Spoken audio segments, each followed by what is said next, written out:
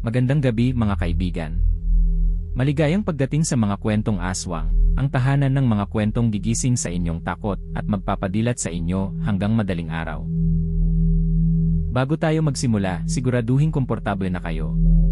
Patayin ang ilaw, isuot ang inyong earphones, at huwag munang lilingon kapag may narinig kayong kaluskos sa inyong likuran. Kung mahilig kayo sa mga kwentong puno ng hiwaga, kababalaghan, at nakatatakot na aral, huwag kalimutang i-like ang video at mag-subscribe sa ating channel.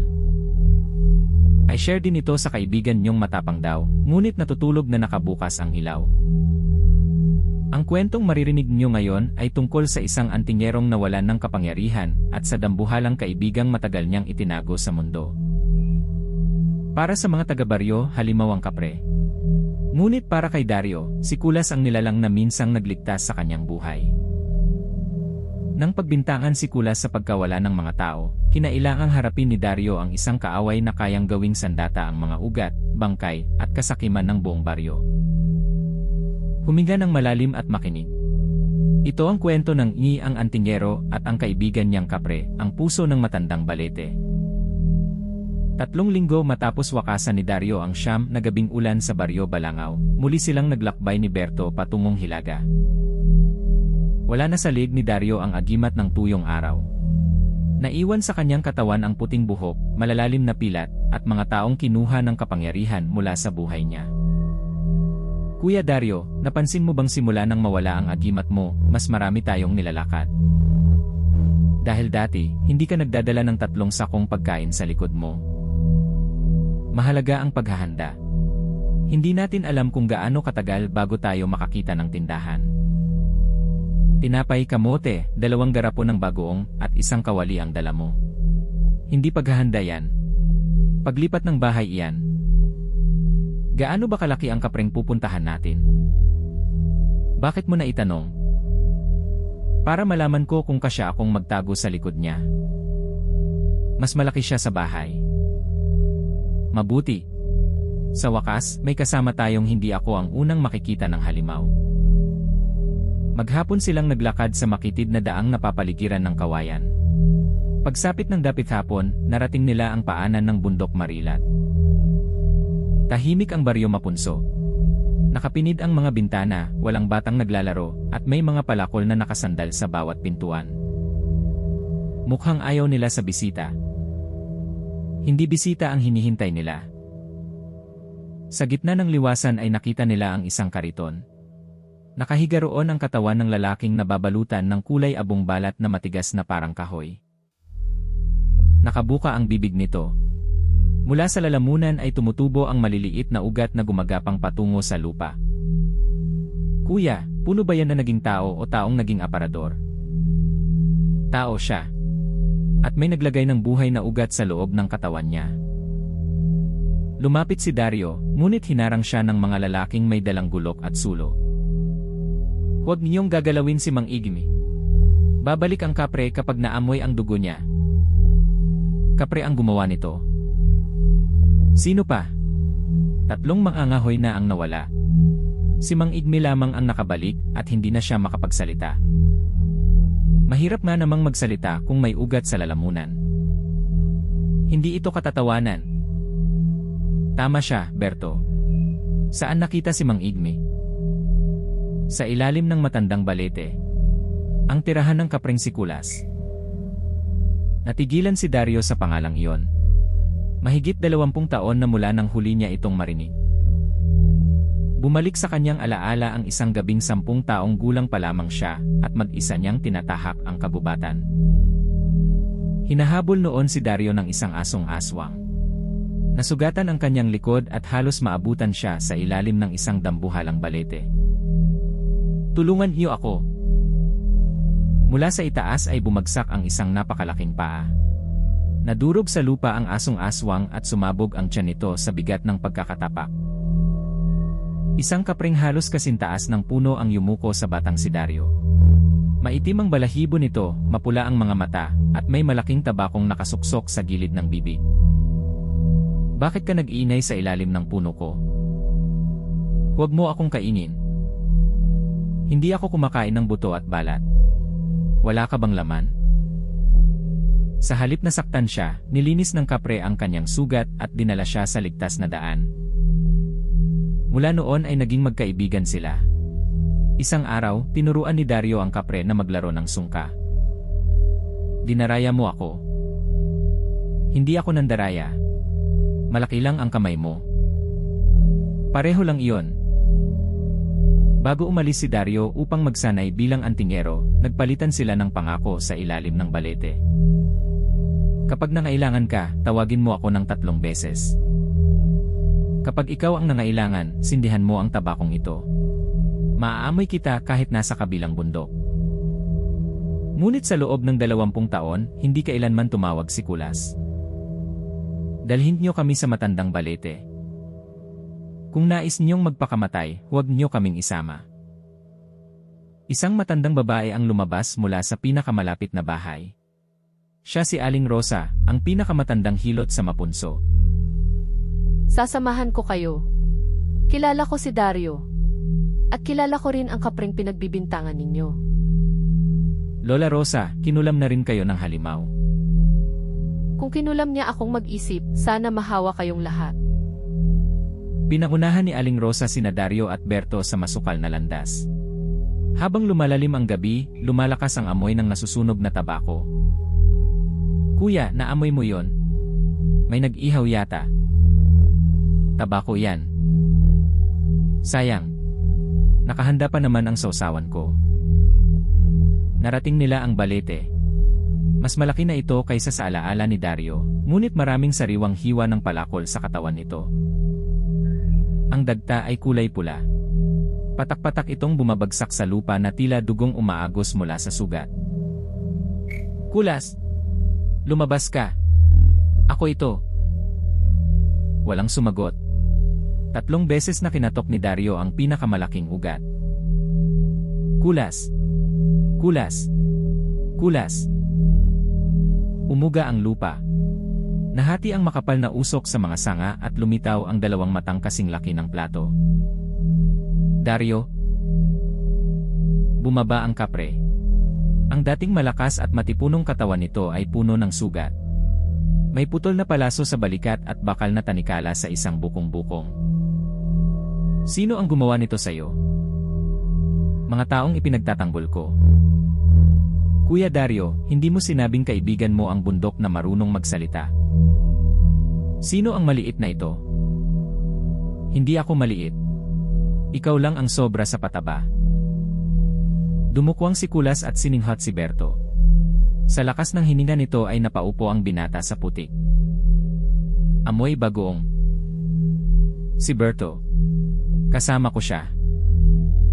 Mas masarap pa rin ang asong aswang na tinapakan ko noon. Hindi ko alam kung insulto iyon, pero nasaktan ako. Kulas, kamay ba ang ipinangungumusta sa kapre o kailangan kong yumakap sa hinlalaki mo? Maaari kitang ilagay sa bulsa. Malinis ba ang bulsa mo? May 2 palaka at 1 butiki. Kamay na lang. Mas formal at mas kaunti ang palaka. Inilahad ni Kulas ang 1 daliri. 2 kamay ang ginamit ni Berto upang makipagkamay rito. Ipinaliwanag ni Kulas na nagsimula ang lahat nang dumating si Don Lucio, isang mayamang negosyanteng bumili sa kabubatan mula sa tiwaling punong bayan. Pinutol nila ang mga punong binabantayan ko. Nang pigilan ko sila, pinaputukan nila ako ng mga palasong may asin at buntot ng pagi. Ikaw ba ang kumuha sa mga mangangahoy? Iniligtas ko ang isa. Patay na ang 2 nang makita ko. May mga ugat na pumasok sa kanilang bibig at kumain sa laman mula sa loob. Hindi karaniwang ugat ang gumagawa niyan. Gawa iyon ng itim na mahika. May babaeng kasama si Don Lucio. Amoy patay na bubuyog at bulok na bulaklak. Tinatawag nila siyang Severina. Isang mambabarang. Lumapit si Dario sa puno. Sa ilalim ng mga hiwa ay may mga letrang nakaukit pabaliktad at maliliit na butong nakabaon sa dagta. Ginagawa nilang dambana ang balete. Hindi ka nila gustong palayasin, Kulas. Kailangan nilang mabuhay ka habang kinukuha nila ang puso ng puno. May puso ang puno. Ang punong ito ang unang balete sa bundok. Sa pinakamalalim nitong ugat nakatago ang binhi ng walang hanggan. Sinasabing sinumang uminom sa dagta ng binhing iyon ay hindi tatanda, ngunit kailangang pakainin ito ng 7 pusong tao. 3 mangangahoy ang nawala. Sino pa ang nawawala sa baryo? 4 na bata, 2 gabi na ang nakaraan. Humigpit ang panga ni Kulas. Sinuntok niya ang lupa at umangat ang putik sa lakas ng kanyang galit. Hinanap ko sila. Hindi ko matagpuan ang lagusan ni Severina. Itinatago ng barang ang daan. Ngunit may paraan para makita natin yon. Kinuha ni Dario ang lumang tabakong ibinigay sa kanya ni Kulas. Binalot pa rin yon ng pulang sinulid na itinali niya noong bata pa siya. Kailangan ko ng apoy mula sa puno at usok mula sa tagapagbantay nito. Wala ka na bang sariling agimat? Ibinigay ko upang iligtas ang isang baryo. Lagi mong ibinibigay ang mga bagay na hindi mo kayang palitan. Kaya siguro bumalik ako rito. Ngumiti ang kapre at sinindihan ang tabako gamit ang apoy mula sa dulo ng daliri nito. Nang hipa ni Kulas ang usok, gumapang iyon sa lupa at pumasok sa pagitan ng mga ugat. Lumitaw ang isang landas na hindi nila nakita kanina. Sa dulo ay may batong pintuang nababalutan ng gumagalaw na salagubang. Maaari bang ako ang maiwan para bantayan ang puno? Hindi kailangan. Marunong tumakbo ang puno kapag may panganib. Talaga? Hindi. Magkakasundo kayo. Kulas, ikaw muna ang humawak sa pintuan. Baka kumagat. Hindi ko makagat ang pintuan. Sigurado ka? Hindi. Gusto ko lamang malaman kung ikaw ang unang susubok. 20 taon akong nawala, ngunit mas mabilis mo pang naging kaibigan si Berto. Hindi kanya kaibigan kapag ginagamit kanyang panubok sa pintuan. Bago sila makalapit sa pintuan, tumunog ang mga tambuli mula sa baryo.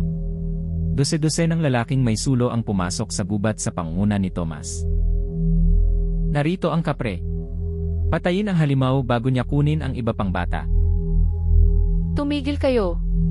Ginagamit lamang kayo ni Don Lucio. Si Don Lucio ang nagbigay sa amin ng trabaho.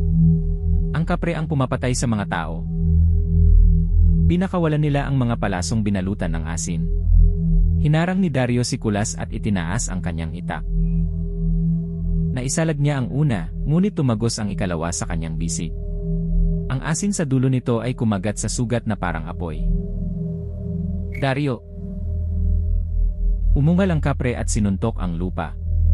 Nabiyak ito sa harap ng mga mangangahoy at napaatras ang karamihan. Maaari niya silang durugin sa isang hampas, ngunit mga sanga lamang ang binunot niya at ginawang harang sa mga palaso. Nakikita ninyo? Kung mamamatay tao si Kulas, patay na kayong lahat. Nililinlang niya tayo. Bago muling makapagpakawala ng palaso si Tomas, umuuga ang mga ugat sa ilalim ng kanyang mga paa. Sumulpot mula sa lupa ang mga bangkay ng 2 nawawalang mga ngahoy. Wala nang balat ang kanilang mga mukha at puno ng salagubang ang mga mata. 7. Kailangan ng 7. Bumuka ang dibdib ng mga bangkay. Kumawala mula sa loob ang mga ugat na may matutulis na tinik at sinunggaban ang mga tao. Isang ugat ang pumulupot sa leeg ni Tomas. Bumaon ang mga tinik at bumukal ang dugo sa ilalim ng kanyang panga. Tumalon si Kulas at pinigtas ang ugat bago tuluyang mapugot ang ulo ng binata. Tumakbo kayo. Hindi ako ang kaaway ninyo. Sinugod ng unang bangkay si Dario. Inundayan niya ito ng itak at nahati ang mukha mula noo hanggang labi. Hindi tumigil ang patay.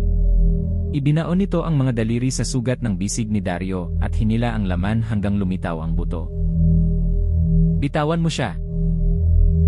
Hinampas ni Berto ng kawali ang batok ng bangkay. Kumalas ang ulo at bumagsak sa lupa, ngunit kumagat iyon sa laylayan ng kanyang pantalon. Kuya, tulungan mo ako. Ayaw bitawan ng ulo ang pantalon ko. Ikaw ang may hawak na kawali.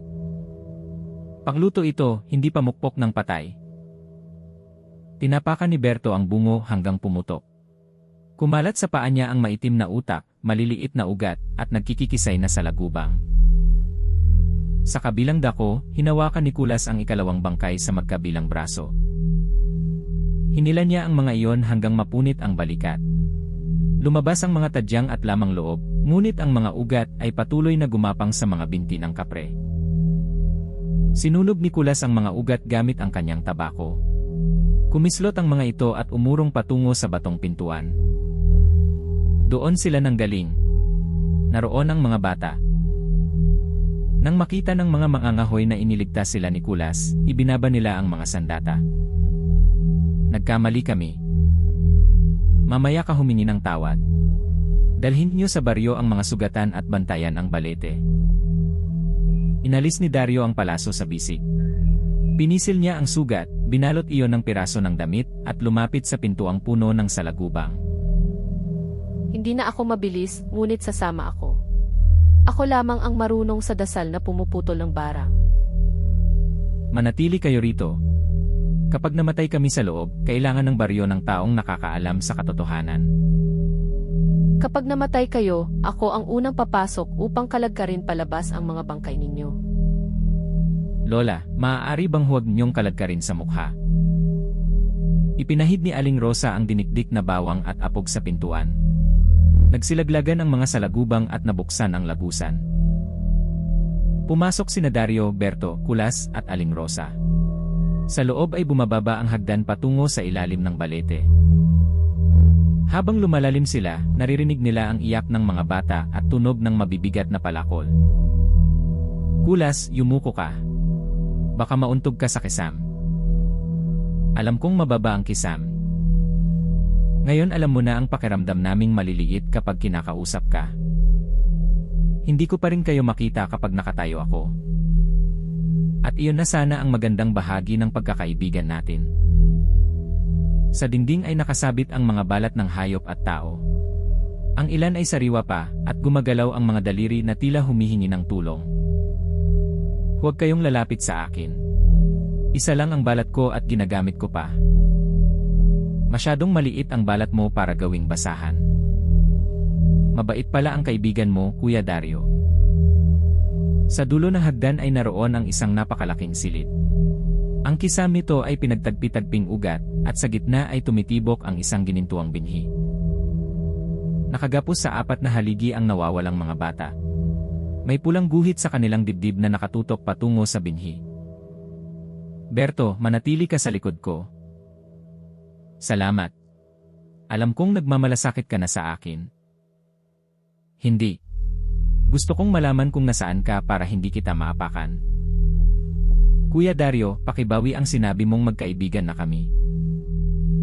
Sa harap nila ay nakatayo si Don Lucio, nakasuot ng puting damit at may ginintuang tasang puno ng dagta. Dumating din ang tagapagbantay. Akala ko kailangan ko pang sunugin ang buong puno upang mapababa ka. Pakawalan mo ang mga bata. Kapre, daan-daang taon kang nabuhay nang hindi nagtatrabaho. Bakit ikaw lamang ang may karapatang maging immortal? Ang buhay na ninakaw sa bata ay hindi gantimpala. Sumpa yon. Mula sa likod ng binhi ay lumabas si Severina. Payat ang mambabarang, kalbo, at ang balat ay may mga butas na pinamumugaran ng bubuyog at salagubang. Kilala kita, Dario. Ikaw ang antinggerong nagbasag ng sarili niyang agimat. At ikaw ang matandang nagtatago sa likod ng mga insekto. Wala ka ng kapangyarihan. Isa ka na lamang lalaking mabilis duguin. Sapat na yon para patayin ang katulad mo. Tumawa si Severina. Bumuka ang mga butas sa kanyang katawan at bumulwak ang libo-libong salagubang. Binalot ng mga ito si Dario. Kinagat ang kanyang mukha, leeg, at sugat sa bisig hanggang mapuno ng dugo ang kanyang damit. Hinampas niya ang sarili at gumulong sa lupa, ngunit mas marami pang insekto ang pumasok sa kanyang ilong at tainga. Dario, pigilan mong huminga. Ibinuhos ni Aling Rosa ang langis ng niyog sa sahig at sinindihan iyon. Gumapang ang apoy sa paligid ni Dario at sinunog ang mga salagubang. Nangamatay ang mga ito na nakabaon pa ang mga panga sa kanyang balat. Isa-isa niyang binunot ang mga bangkay ng insekto mula sa kanyang pisngi. Samantala, sinalakay ng mga ugat si Kulas. Pumulupot ang mga ito sa kanyang mga braso, leg at baywang. Akala ninyo kayang itali ng halaman ang tagapagbantay nito. Hinila niya ang mga ugat at napunit ang kalahati. Ngunit ang natitirang ugat ay naglabas ng mga tinik na gawa sa asin. Bumaon ang mga yon sa balat ng kapre. Umusok ang kanyang mga sugat at napaluhod siya sa tindi ng hapdi. Ang balete ang pinagmumulan ng lakas mo. Kapag akin na ang puso nito, magiging alipin kita. Mas gugustuhin kong maging abo. Itinaas ni Kulas ang dalawang kamay at pinigtas ang mga ugat, kahit napilas ang laman sa kanyang dibdib. Sinugod niya si Don Lucio, ngunit pumagit na si Severina at itinusok ang tungkod sa tiyan ng kapre. Lumabas sa dulo nito ang 10 tinik. Kumapit ang mga yon sa loob at hinila ang bituka ni Kulas palabas sa sugat. Kulas! Bumagsak ang kapre. Itinulak niya pabalik ang sariling laman, ngunit mabilis na nanghina ang kanyang mga braso. Kapag namatay ang tagapagbantay, bubukas ang binhi ng walang hanggan. Tumibok ng mas mabilis ang gintong binhi.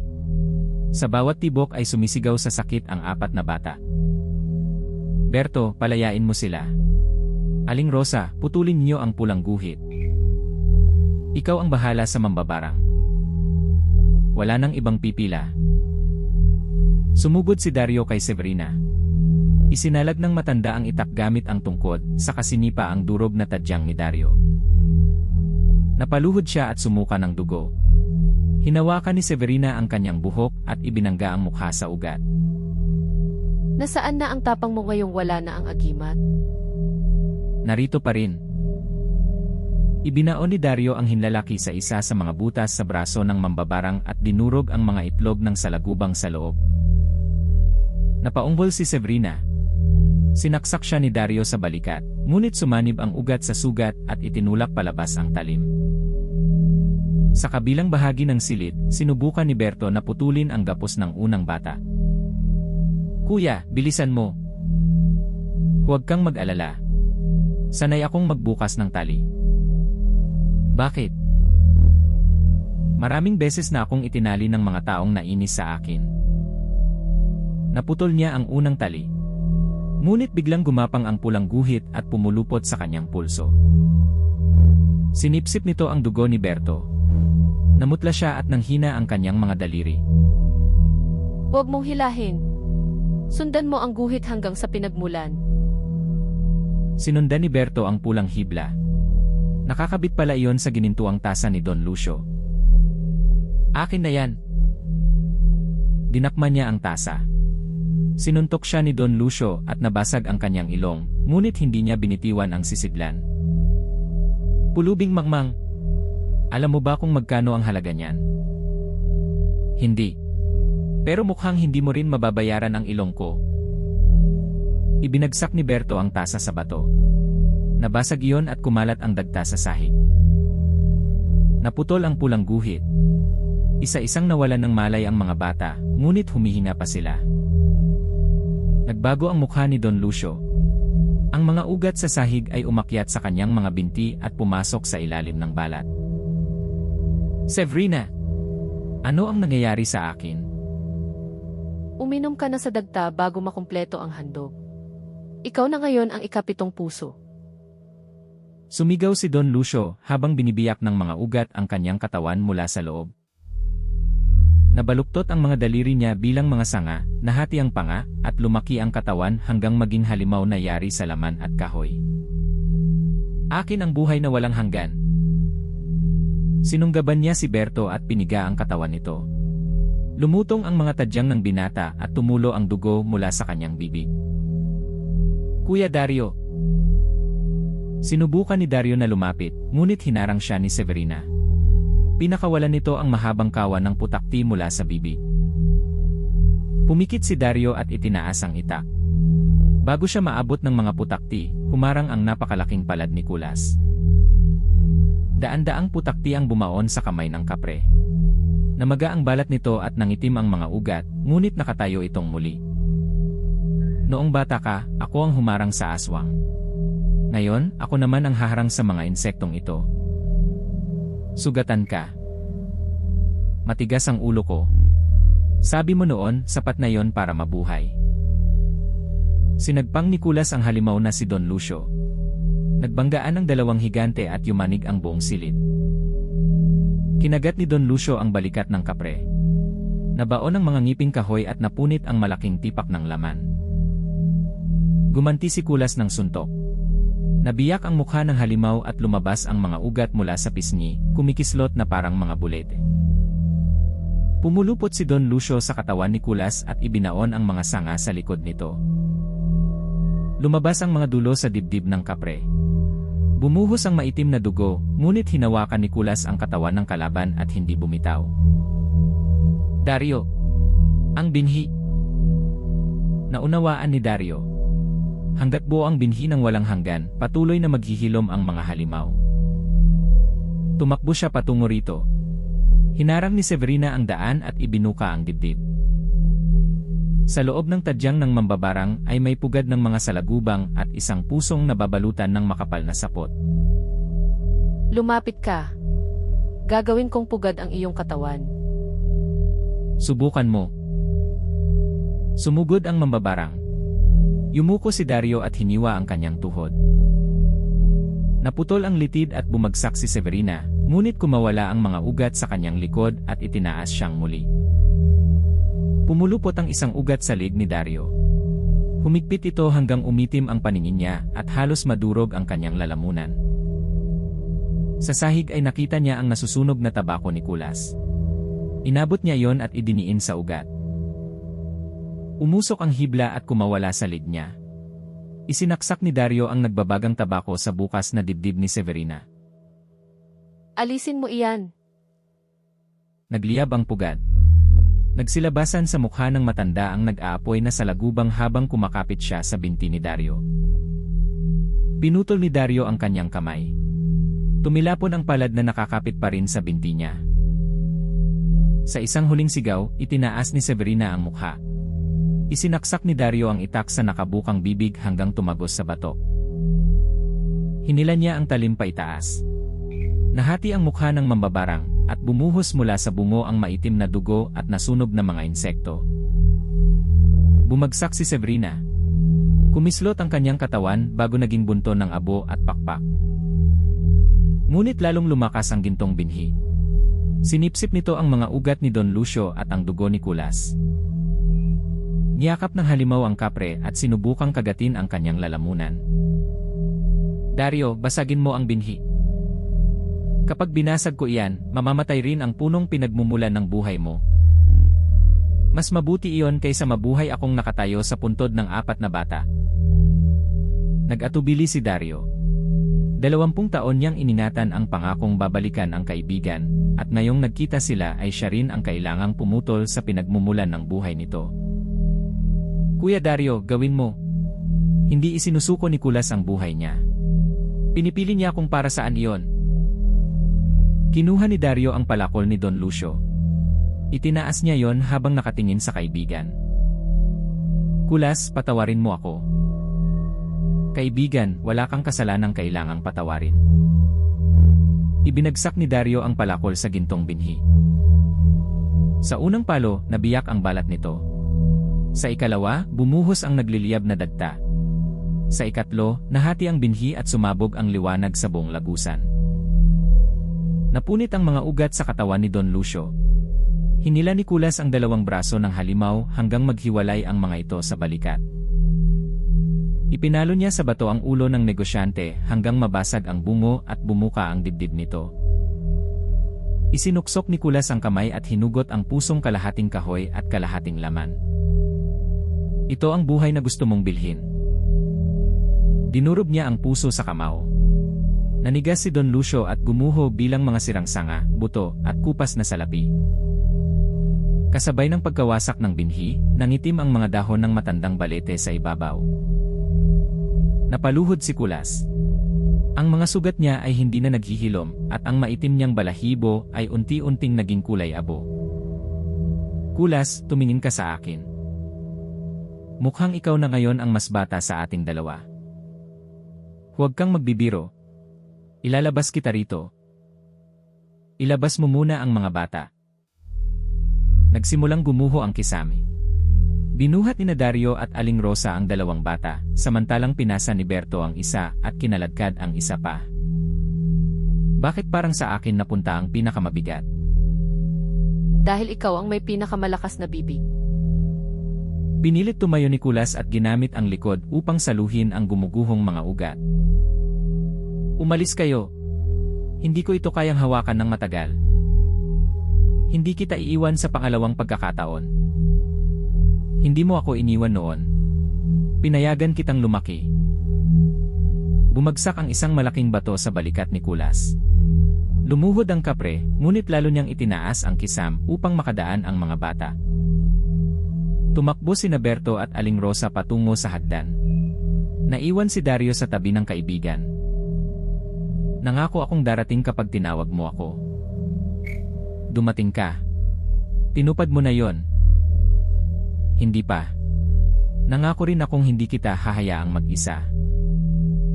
Isinuksok ni Dario ang palakol sa pagitan ng mga bato at ginawang tukod.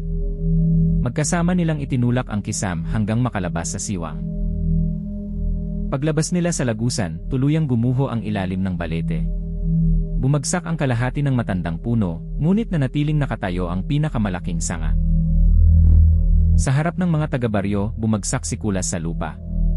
Wala na ang pulang liwanag sa kanyang mga mata, at halos hindi maramdaman ang kanyang paghinga. Iligtas niyo siya. Kami ang may kasalanan kung bakit siya nasugatan. Hindi sapat ang gamot ng tao sa sugat ng kapre. Nawala ang binhing nagbigay sa kanya ng mahabang buhay, ngunit may natira pang buhay sa puno. Itinuro ni Aling Rosa ang nag-iisang sariwang sanga. Sa dulo nito ay may maliit na berdeng dahon. Kailangan siyang tanggapin ng baryo bilang tagapagbantay, hindi halimaw. Ang kusang handog ng mga taong minsang nagtakwil sa kanya ang magbabalik ng kanyang hininga. Isa-isang ibinaba ng mga mangangahoy ang kanilang palakol. Lumuhod sila sa paligid ni Kulas at inilagay sa lupa ang mga punlang matagal nilang itinabi para ibenta. Kulas, pinaniwalaan namin ang kasinungalingan dahil mas madali kang sisihin kaysa aminin ang kasakiman namin. Kung mabubuhay ka, hindi na kami puputol ng punong walang kapalit. Tutulungan ka naming buhayin ang kagubatan. Itinanim ng mga tao ang mga punla sa paligid ng balete. Pinatak ni Dario ang sariling dugo sa ugat at inilapag ang lumang tabako ng kaibigan. Kulas, noong wala akong pamilya, ikaw ang unang tumawag sa akin na kaibigan. Hindi pa tapos ang paglalakbay natin. Lumipas ang ilang sandali. Walang gumalaw sa dambuhalang katawan. Kulas, gumising ka. Hindi pa kita nakakaganti sa sinabi mong amoy bagong ako. Biglang umubo ang kapre. Isang makapal na usok ang lumabas sa kanyang bibig at tumama sa mukha ni Berto. Amoy bagong ka pa rin. Buhay siya.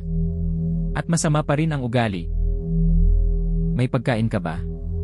Parang ilang daang taon akong hindi kumain. May tinapay at kamote ako para sa oras ng kagipitan. Kagipitan ito. Kinuha ni Kulas ang buong sako at ibinuhos ang laman sa kanyang bibig. Hindi ko alam na ang ibig sabihin ng pagkakaibigan ay mawalan ako ng baon. Isipin mong bayad iyan sa hindi niya pagkain sa'yo. May resibo ba ang kapre? May palaka akong panukli. Sige na nga. Talo na naman ako. Nagtawanan at nag-iyakan ang mga taga-baryo.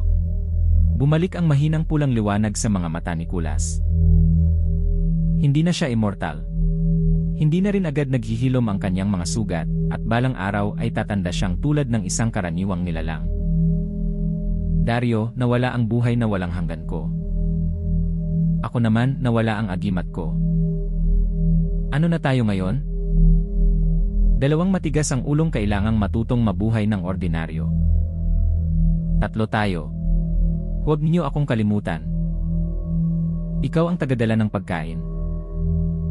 Sa wakas, kinilala rin ang halaga ko.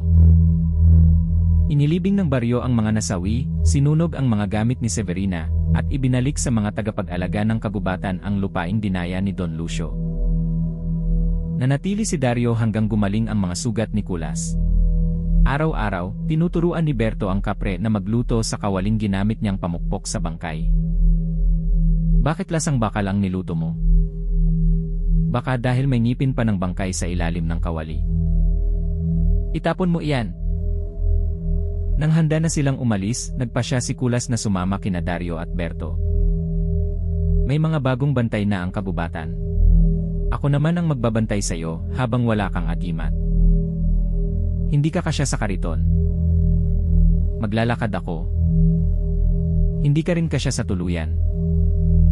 Sa labas ako matutulog. At kapag nagutom ka, ikaw ang kakainin ko. Kuya Dario, maaari bang iwan natin siya? Umalis silang tatlo sa mapunso habang papasikat ang araw. Sa likuran nila ay nakatayo ang sugatang balete na paliligiran ng daan-daang bagong punla. Mula noon, sa tuwing may nakakakita sa isang dambuhalang anino na naglalakad kasama ang dalawang lalaki, hindi na agad sila sumisigaw ng kapre. Tinatawag nila itong Kulas, ang kaibigang handang isuko ang walang hanggang buhay upang iligtas ang mga taong minsang nagtangkang pumatay sa kanya. Dito nagtatapos ang kwento ng Ni ang Antingero at ang kaibigan niyang kapre, ang puso ng matandang balete. Mga kaibigan, tandaan natin na hindi lahat ng nakakatakot sa paningin ay masama, at hindi lahat ng maganda ang kasuotan ay may malinis na hangarin. Madalas nating pagbintangan ang naiiba dahil mas madali silang gawing halimaw kaysa siya sa atin ang kasinungalingan ng mga taong makapangyarihan. Ang tunay na pagkakaibigan ay hindi nasusukat sa anyo, lahi, kayamanan o lakas. Nakikita ito sa panahong pinili nating manatili kahit mas ligtas sanang tumalikod. Ingatan natin ang kalikasan. Kapag ang pag-unlad ay itinayo sa pagkasira at pagdurusa ng iba, sumpa ang aanihin natin sa halip na biyaya. Kung nagustuhan niyo ang kwentong ito, huwag kalimutang i-like ang video, mag-subscribe, at pindutin ang notification bell para sa mga susunod nating kwento. I share din ito sa kaibigan niyong mahilig tumambay sa ilalim ng malalaking puno pagsapit ng gabi. Ngunit kapag nakaamoy kayo ng tabako mula sa itaas at may dalawang pulang matang nakatingin sa inyo, huwag agad tumakbo. Maaaring si Kulas lamang iyon na nagbabantay. O maaaring ibang kapre ang naroon, isang kapreng hindi kailanman natutong maging kaibigan ng tao. Magandang gabi mga kaibigan.